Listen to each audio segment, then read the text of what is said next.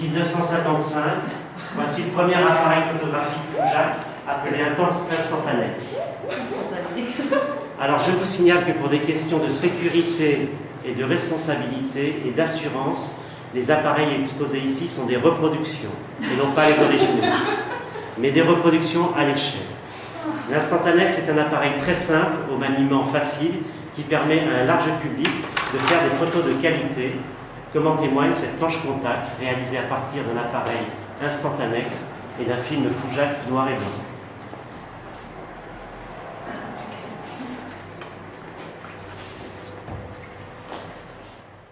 Je vous ai dit sa date de commercialisation, c'était 1955, à l'époque de cette fameuse publicité Fric-Frac, merci Foujac.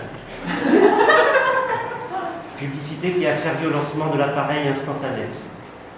Et puisque je vous parle de publicité, j'en profite pour vous montrer la première publicité Foujac, 1908, celle qui accompagnait le lancement du film Acétate dont je vous ai parlé tout à l'heure. Gélatine Foujac pour un Mondrian. Je dois vous avouer que c'est moi-même qui ai refait cette publicité sur la base des photographies que j'ai trouvées dans les archives de la maison Foujac, car à ma connaissance, il n'existe plus d'originaux de cette publicité.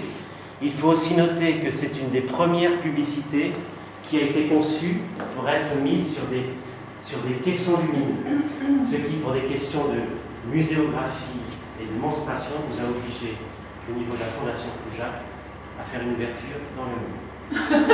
Je vais laisser la parole à Doris Schattenferber. Oui, merci Hervé.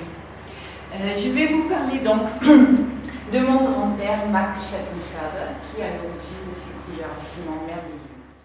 Maintenant, j'ai eu la très grande joie de réaliser un film documentaire sur son travail. Le film n'est pas tout à fait fini, malheureusement, mais j'ai quelques rushs que je vais vous montrer maintenant.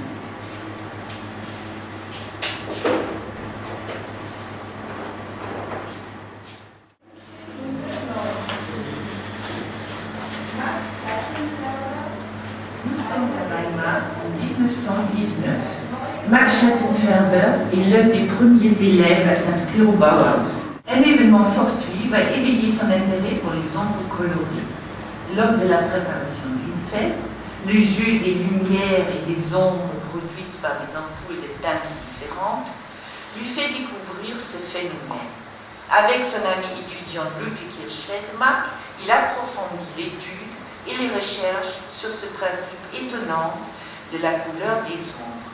Et moins de 25 ans après les impressionnistes, il confirme expérimentalement cette intuition picturale.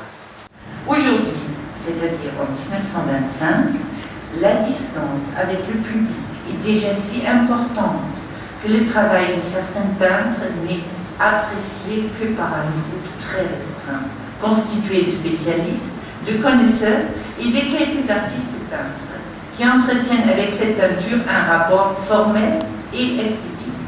Alors, la question se pose. Aujourd'hui, la peinture est-elle encore nécessaire comme facteur d'expression du plus grand nombre? Doit-elle être remplacée par un nouveau moyen d'expression de l'image et de sa création, par une image de lumière en mouvement?